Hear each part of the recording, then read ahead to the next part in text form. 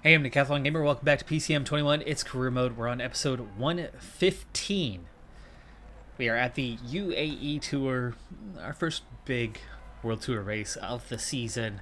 Not a huge race by any means, but certainly bigger than Tour Down Under, where you only have a couple punchy stages. And of course, for us, there's a time trial involved, there's some mountain stages involved, and that absolutely plays more into our team's profile, particularly when I decided to bring our team of climbers. So we have a full team of climbers and time trialists for this one. Our stage racing group obviously is our strength, even though it's not at Burlikov levels. We haven't quite gotten there yet. It is still at a pretty high level. Now, Gonzalez Albiol is literally the first rider on the road in this windy time trial, and you can see with 3.5K to go, we're going to up the pace a little bit and push even harder for him as he approaches the finish. Now riding at an 87, now riding at an 88 with 1.5K to go, and he is going to try to attack this thing inside 1 kilometer. Definitely that red bar is coming down to it, and we've just about timed it right, backing off again, and obviously first place cross line because he's the first one to go. Narbutas is quite early. Karaman is coming up. That's the next one we definitely want to pay attention to. Let Narbutas do his own thing. It's such a small course here that they don't have much gaps in between riders. So Karaman's setting off, and no surprise he's on a -2 today. Reason being his fitness is at 87% right now. He's still getting a little bit of a penalty as he is building up his fitness. He's a day or two away from equalizing that, but it is going to give him, well, it's going to hamper him today. -4 on the resistance, -4 combined between the time trialing and prologue. At just 12K, it's more prologue than time trial, and that means he's all the way down at a 72 on that one. So Karaman, who should be the team leader, yeah, he might not be today. It could be a Gonzalez Albiol kind of thing. I gotta take another look at what sort of profile we're gonna see in the later stages on this one, but I do want to say that there's a decent climbing stage or two to this race. You see, even though we're only going in 86, Karaman just does not have as much left in the tank. Narbutas, on his own, puts in a 6th place, now 7th place performance. Gonzalez Albiol quickly falling down the order. Wow, surprised by that one. But his time trial rating is what was so high today, not his prologue. His prologue was just good. So that equals out a little bit. In fact, that doesn't even quite equal out. Karaman, 7th, but he is 17 seconds behind Gonzalez Albiol. Depending on the profiles we see in the stages to come, that may or may not turn Karaman into the leader, and especially when we're a couple days away from Karaman entering just standard fitness. No objectives here, no fitness peaks for any riders on the team as a whole. Isakov, another one to watch out for, and he's good. He is good. So Isakov with a 77-77, so guaranteed 77 either way, and the resistance at a 73.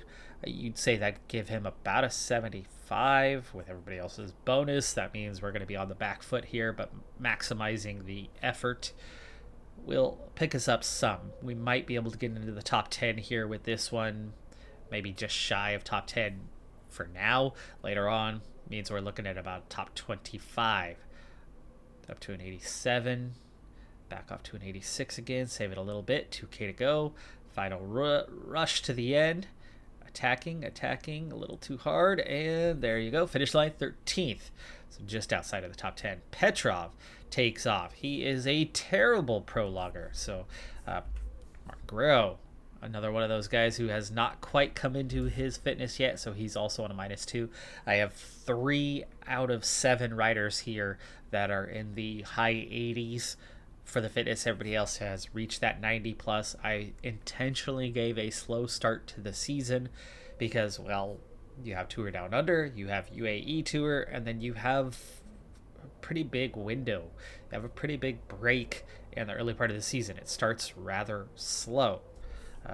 Petrov, what are you doing, buddy? Attack that finish line. Jeez. AI just doing an absolutely horrendous job with Petrov. He is 41 seconds down, though, and Martin Guerrero, I was not paying much attention to his. I was looking more at Petrov's, but the red bar just gets us to the line. He is 1 second behind Isakov, 7 seconds ahead of Karaman. Those guys all still in contention, but nobody terribly close. Gonzalez Albiol still in the top 10. Kyakovchi is the last one. And he's looking good today. Oh, game. That was so cruel. Why did it do that? +2. Okay, so that's a 74.77, so that's probably going to lean towards the prologue end, about a 76, and a 75 on the resistance. Means he should be able to put in a top 20 kind of time here. We attacked pretty hard early on. We're going to have to back off for a little while, make up some ground. But he's already 22 seconds down. That's got to be from the slow start that he had for that first 100 meters. A little slow out of the gates cost him a lot of time because we clicked and then it clicked the opposite of where we were trying to go, and that puts us 38 seconds down, slower than everybody else. And yes, I do think that was a byproduct of that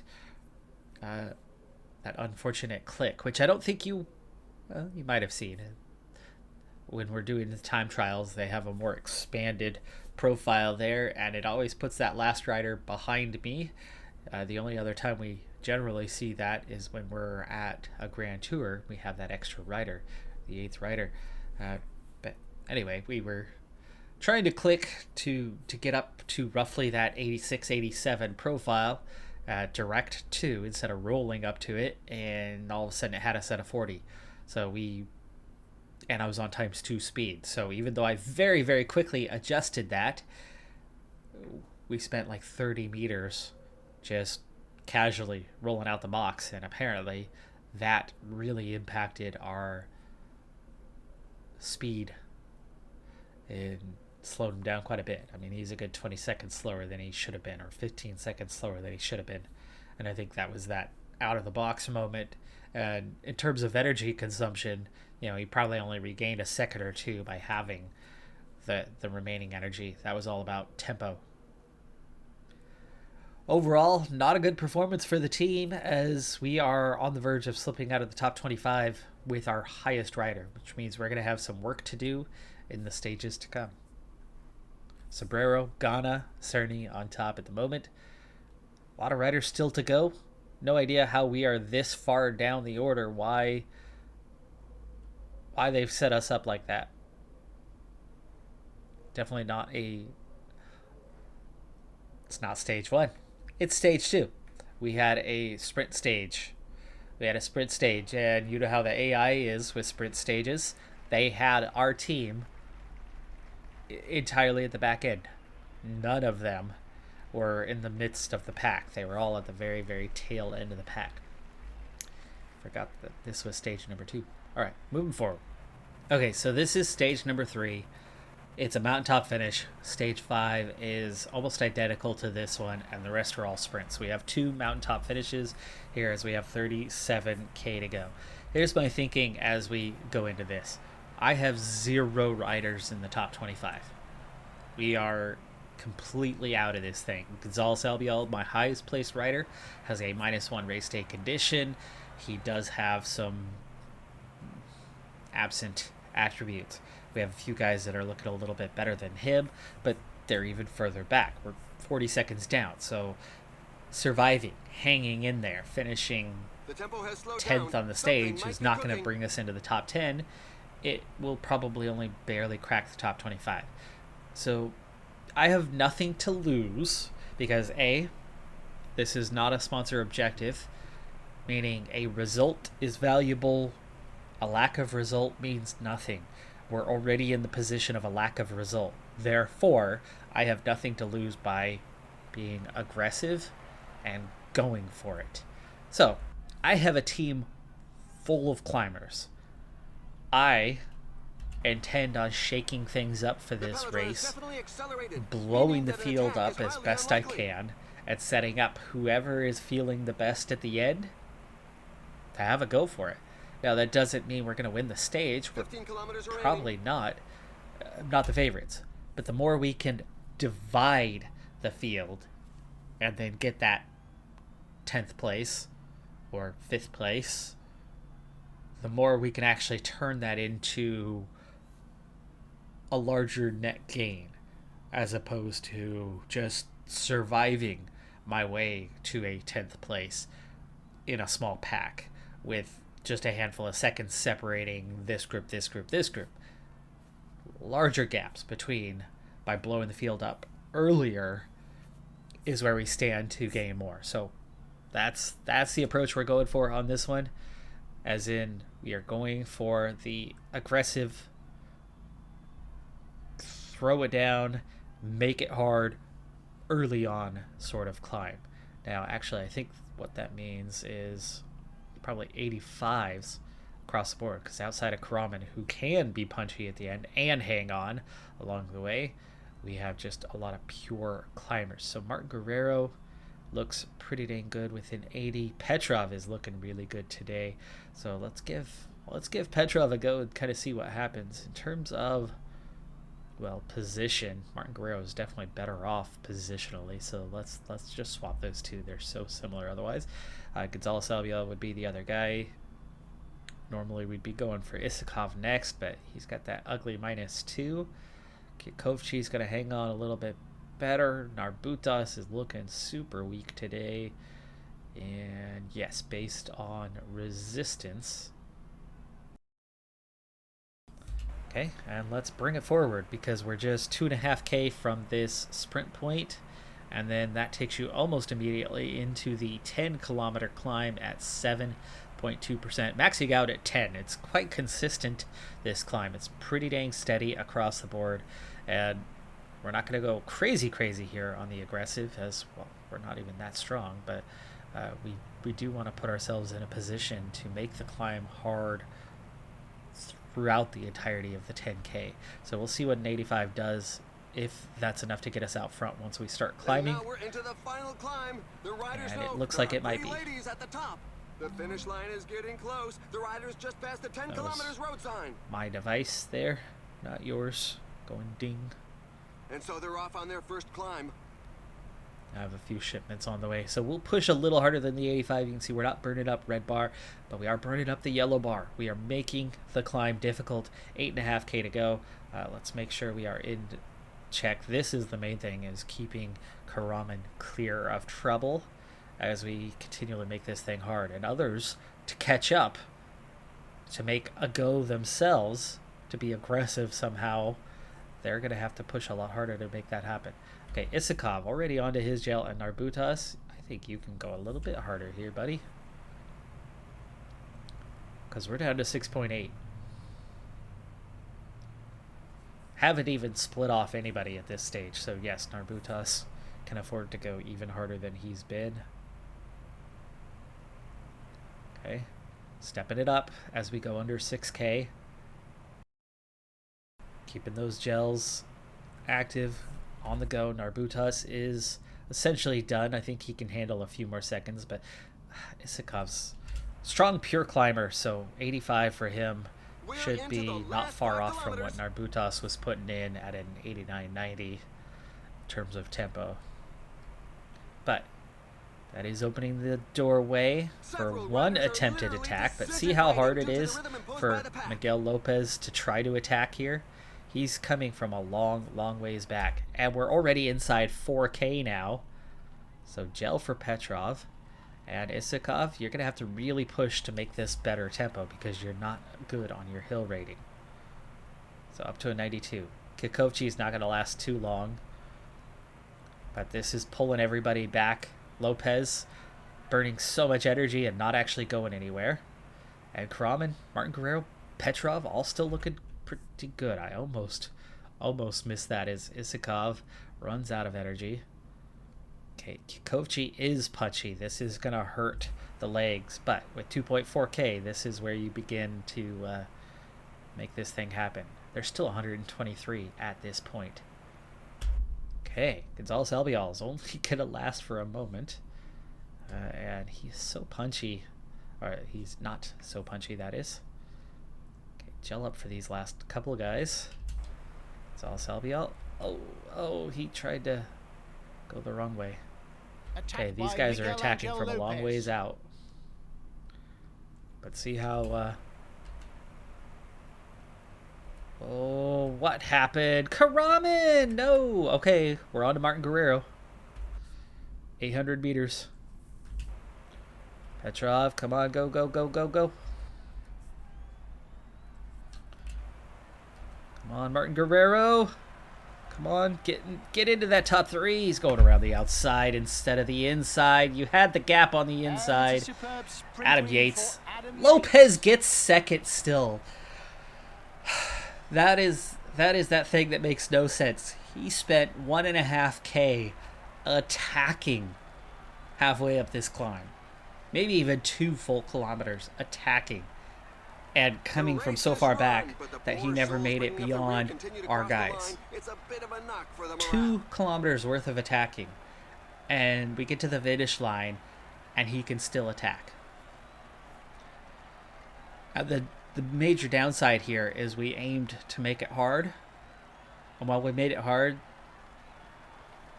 it still didn't divide the field. That wasn't bad though. It wasn't bad. We just didn't get what we were hoping for. Martin Guerrero should have had a top 3 though. He picked the wrong line. The AI picked the wrong line on that one. He had space, and instead he took the long way and made up significantly less ground. Didn't have the space he needed for the line he picked that held him up momentarily. As hard and as fast as he was coming on. Okay, we do get a gap after 22nd though. But it's only 26 seconds gained. And remember, we were actually quite a bit down overall. Gonzalez Albiol was the one who was on that top time. So this does shake things up. This is what we were hoping for. It does put us in a much better position. However, we're still not even in the top 10. 11th, 15th for our couple strongest riders. Petrov is up to 19th. Lopez, or Gonzalez Albiol that is, slips to 34th. Sobrero, Roglic, Salaverry are your leaders. One more stage like this. We'll see what we can do with it. We're going to have to probably do something similar. Be aggressive. This did work out to an extent. We just didn't gain as much time as we were hoping. It didn't split the field as much as we were hoping. But to some extent that makes perfect sense. All these guys with this crazy high resistance bonuses start the base of the climb at max yellow bar, max red bar. It's only so hard. But for me, it's more frustrating not seeing that the group didn't totally blow up. It's more frustrating to see a rider like Lopez. There he is. He's only 67 stamina. He's only a 73 resistance. He's 33 now in game. He's an 80 overall. Now he's a strong climber and he's got hill. He's got acceleration. So yes, he is decently punchy and obviously can climb. So that move he made for 1.5, 2K of attacking and never even getting clear of the field, it's not going to destroy him. But it's going to use a lot of yellow bar, but especially it's going to eat up all that red bar. There should not be any red bar left after 2K of attacking on a climb. Should have used up his red bar. He'd have plenty of yellow. He'll recover a little bit of red bar. But how he can attack and still get a top 3 at the finish line just makes no sense. Because we would never be in a position on that type of climb. Because the climb didn't slow back down or something. It wasn't some 20K difficult climb where somebody makes a move early on and then that group works together for the next handful of K before it resets and somebody attacks again. No, it was continuously difficult from the first K to the last K. So if you attack too early and can't succeed in getting clear, you're not going to recover that red bar. We're not anyway. He apparently did. Whatever. It's okay. I feel like I'm getting a little too finicky here. Let's move on. Got another stage. Let's get that top 10. All right, so we move forward to stage number 5. This one's going to be a little bit trickier. It's actually, the climb's not as bad. We're down to 6.2%, so it's 1.5%, not quite 2% easier than the previous climb. But the difference here is the length is essentially double what the other climb was at 18 kilometers. So for that reason, our tactic that we used last time could be that much more effective than it was. Unfortunately for us, excuse me, our top 4 climbers not only are facing some fatigue from a much harder chase today of a breakaway of 4 that's already just about to be reeled in, so that means there's some teams that are being aggressive today, and that's going to potentially mix things up. That breakaway's already been caught well before the climb. But anyway, you can see the fatigue in the legs of the riders well before the base. So that's going to add an element to this. But more importantly is our really rough draw on the race day condition. Now, of course, technically our expected is 0 across the board. There's no objectives. There's no substantial reasons for anybody to have a plus or minus. However, fitness matters. And when you have either fatigue or less than 90% or it's like 89% fitness, and you get that little red bar and not just the yellow building towards fitness peak, etc. That red bar, that less than stellar fitness or that fatigue does come with a negative penalty. I have 3 riders that are not in that stage. So I do have 3 riders that are expected to have a minus in their race day condition of some kind, -1, -2. But we've drawn a lot worse than that. I mean, our red is a -10, our green is a +3, our team is a -7 on the net. So really rough day. And most of that, -9 of that, are our top 4 climbers have a combined -9. That's the more important detail here. There's 0 strength in our top climbers, and our only 3 guys in the top 20 are a combined -5. Gonzalez Albiol, another really bad day, and he's already nearly gone, and we are only just about to begin the climb. So the aggressive tactic, not happening, at least not right now, not with 18.8k to go and us already starting to climb here. It's going to be a rough day for some of these guys. We're going to have to push harder than a 75, it looks like, but only gradually. You can see Petrov is a little bit far back here at that 75. He was not good on the flat. I can see why. He's at 59 flat rating. Ouch. That, for a future leader, is going to be really harsh. Mountain's a 79. Was he already a 79 Mountain, or was he a 78? Push a little bit harder here, Petrov. I don't want you sliding backwards. 1 rider has attacked, now 6 riders, but that's already back together. That was just your lead-out guys and momentary separation. Okay, Gonzalez Albiol is beginning his fade. You can see him going backwards here. A rider is looking to give the pack the slowly slip. pushing a little bit harder, getting up into position. We're down to 14k now. There are several riders who can't keep up with the pace. And we're getting into that position to be able to do something. Narbutas protecting Petrov. Gonzalez Albiol was protecting Isakov. Isakov, well, he's the support rider because of the time. We are thinking about time here. We do want to get a rider into the top 10. So even though Isakov might be a better option as a climber today to maybe do something with stage, he's not going to win. He's not going to win this stage like this. As McNulty from 4th place is on the attack early on. We'll see who responds to this. And there's that chase ongoing. This is going to make it difficult. And Narbutas is nearly done here.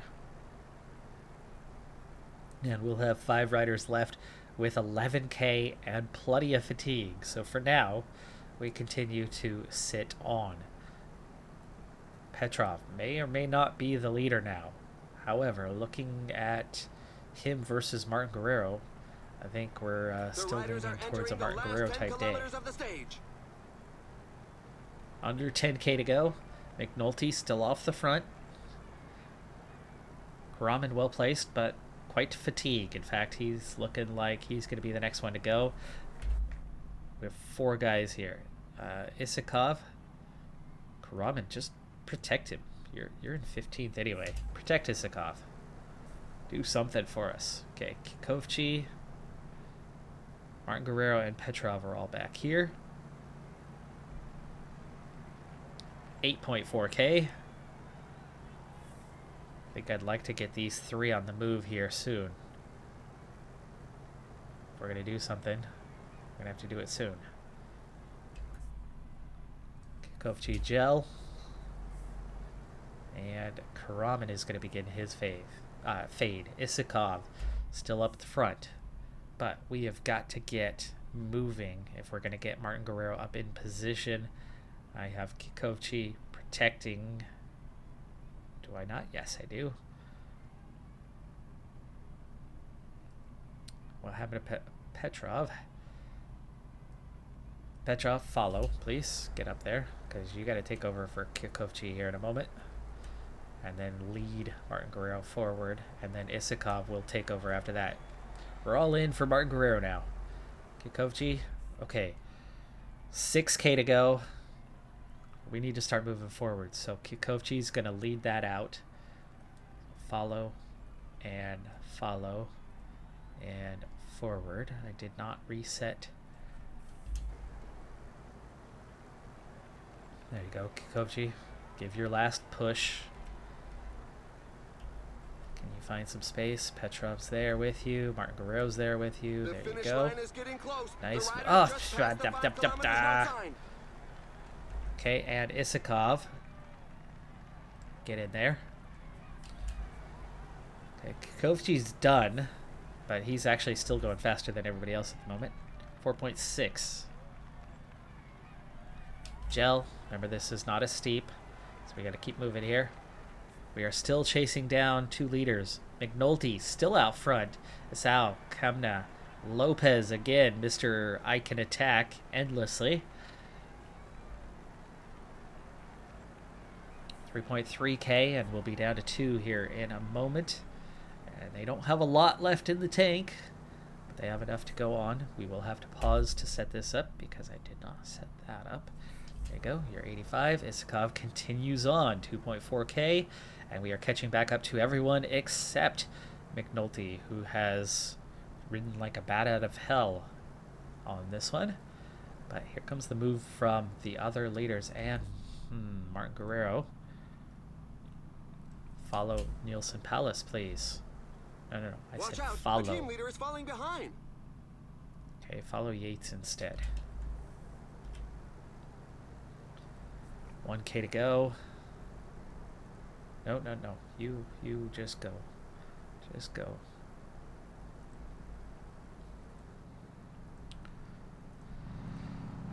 Okay, Martin Guerrero's up there. He's up there, but I don't know. McNulty hangs on. He gets the win ahead of Palace, the American 1-2. This stage was a real strength sapper. 13th on the stage. 13th. And there was definitely a little gap right around where we were at. So there will be some time gaps in there. I don't know how that's going to look in the GC. I don't know if that's enough to get us into the top 10. Depends on who's ahead of us, who's behind us, and where they were last time. Iskov 24th, Petrov 30th. That rough race day condition draw. I mean, Martin Guerrero just became our leader. And if you've been watching this series for a while, I'm assuming you have, you know how much of a struggle Martin Guerrero generally is for us. So for him to be the top man on a day, it would have been saying a lot if he could have managed to pull off a top 10. He almost did, actually.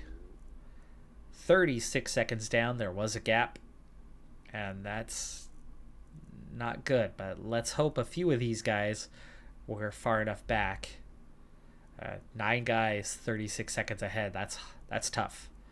Losing almost 20 to those guys and only losing 4 seconds to Sobrero, and not gaining a ton of time behind us either.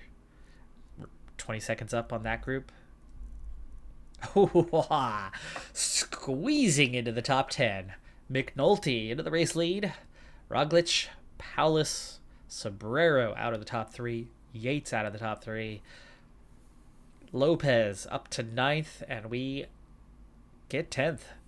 Basically, you have 9 riders left that were consistent. That was left what was left from the group from before. Martin Guerrero was from the group before. He loses time, he slips back, but he was better than most of these other guys here behind us. There was a few additional ones that worked their way up, like Hamilton. But yeah, okay, 10th place. I'll take that. We get a top 10. Despite everything, despite how difficult that run-in was for us, we still managed to get 3rd as a team.